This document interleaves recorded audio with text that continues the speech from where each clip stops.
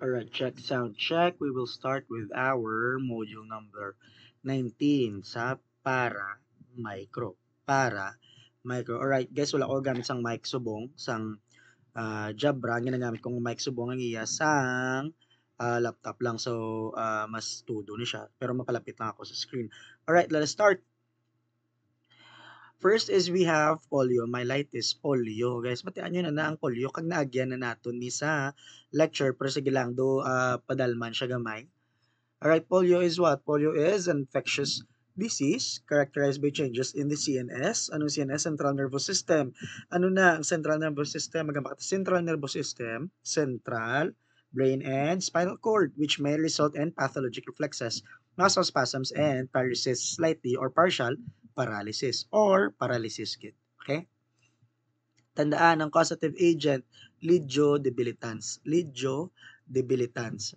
Lidio debilitans. Tandaan ha, it is 7 to 21 days. Okay, incubation. Alright guys, period of communicability, most contagious during the first few days of active disease. Most contagious during the first few days of active disease. Alright, so first few days pa lang guys, active na ang sakit, malapta na ini. Paano siya maglapta? Virus is transmitted through what? Through person to person. By what? By ano? Direct contact. Direct contact with oropharyngeal secretions and feces, oropharyngeal. Okay? And guys, tae. Okay? Indirect through flies and contaminated water, food utensils, and other articles through carriers. Okay? May lamok, contaminated water, polio. Next, risk factors. 60% of patients are under 10 years old. Polio, under 10 years old. Iya ginatira, mga bata. Alright, 60%. Males are more prone than females. Males are more prone than females. Environmental and hygienic conditions, risk factors. Okay. Abortive, non-paralytic, paralytic. Alright, so abortive does not invade the CNS. Alright, headache and sore throat, fever, recovers within 72 hours. Non-paralytic, guys, all nga signs ng abortive are observed sa non-paralytic. So meaning, tanan nga ara sa abortive, plus amonemi, spasms of hamstring, pain in the neck, back, arms, legs, and abdomen, Pandis test, transient paresis, ang paralysis, partial, and with meningeal irritation. Alright, sa paralytic guys, tanan to nga abortive and non-paralytic are observed. Hoynes sign. When supine patients, when supine, gigda, gakulobor gakaya. Supine, nagakulobor gakaya, nagakaya. Very good. Patient's shoulders are lifted, alsahon, head falls backward. Alright, paralysis, paralisado na siya. Kernig's and Brudzinski's test. Guys, i-search nyo ng Kernig kag Brudzinski. Nagagawa siya sa exam. Alright? Hindi ako sure kung magwa siya subong nga exam, pero nagagawa sa exam si Kernig's kag si Brudzinski. Positive nga Kernig's kag Brudzinski, gigda ni siya, ginaalsa ang tuhod. Alright? Lain-lain ng si Kernig's, ginaalsa ang tuhod.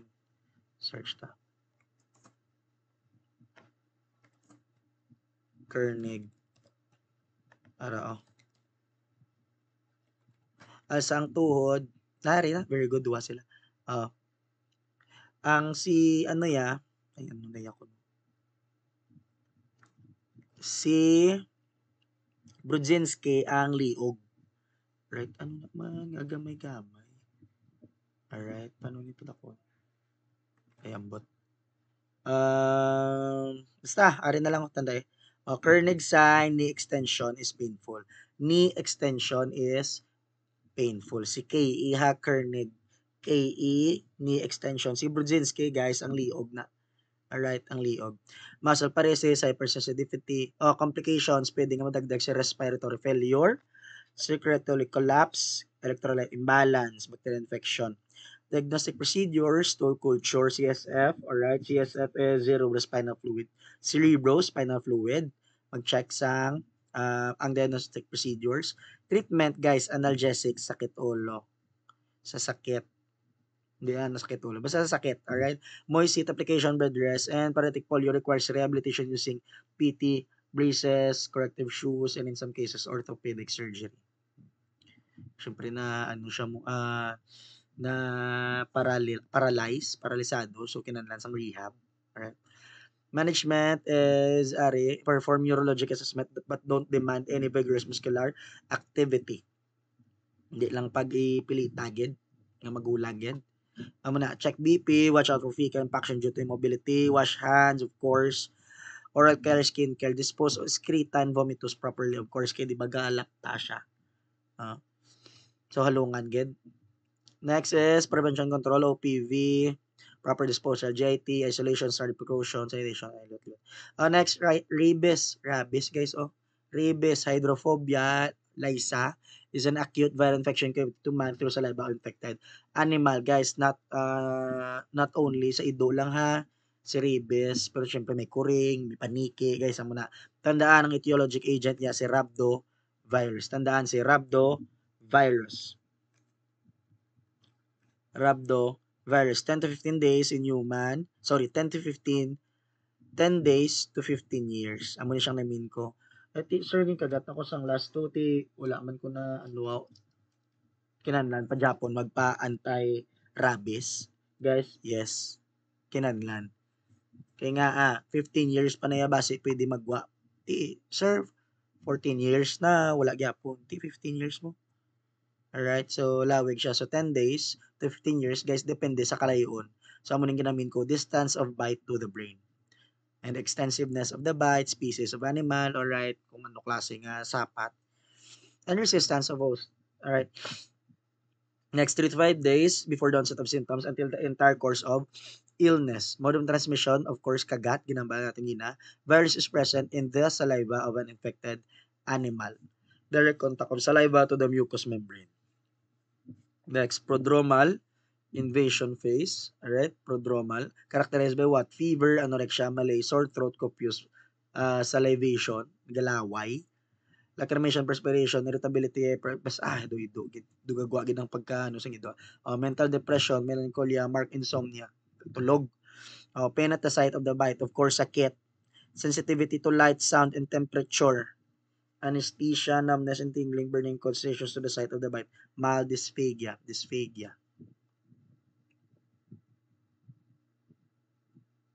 Next, ano na to ganyan? Prodromal, no? Subong excitement, guys, aran excitation, apprehension, and terrors, do kulba, alright? And delirium, of course, delulu, alright? Associated with nuchal rigidity, katigaan ang liog, ang iya nga tangkugo, nuchal rigidity, rigid na. Aerophagia, grabe. Profuse drooling, tonic-clonic contractions of the muscles, death from cardiac respiratory. Okay. Terminal, paralytic phase, by the word itself, paralyzed, siguro. Sorry. Quiet and unconscious, hindi niya na kaya mo. Loss of bowel neural control, spasms. So, ari na siya, namin ko. Okay. Tachycardia, death due to respiratory paralysis. And circular collapse or heart failure. Alright, virus isolation from the patient's saliva or throat, of course, guys, basi mga gut man sila, kaya di ba dumay excitement phase, alright. Galaway-laway sila dayon na muna siya, so halungan gid kay nga galapta na siya sa laway, alright. FRA, most definitive diagnosis and presence of negri bodies in the dog's brain. Next, treatment. Thoroughly wash the wounds from the bite and scratches. Guys, kung nakagat, sir, brown, kung nakagat, tinluan. With soap and running water for at least 3 minutes. Guys, grabe, ginay nga kuskusana yung kagat yan. Alright, kuskuson mo ginay nga grabe. Kasi syempre, kagat mo, basi nagdulot and everything, 3 minutes gid. Alright? Soap and running water. Check the patient's immunization status. Give TT if needed. Anti-rabies. Alright, anti-rabies. Amo ginanambal nga madapat may anti-rabies. Management, isolate the patient, give emotional and spiritual support, prevent injury kay nagapulok-pulok na siya, alright? Sa excitement to bala. Especially during hyperactive, amo ni siya. Darken the room, provide a quiet environment. Darken kay nga kulbaan sila gani sa sanag, di ba? Should not bathe the patient, nakulbaan sila sa tubig. May dysphagia, gani budlayan sa tulon, di ba? No presence of running water in the room. Kulbaan sila. concurrent term and distribution, and prevention control, vaccination of all dogs, 10 to 14 days confinement any dog is has bitten a person, responsible pet owner. Okay.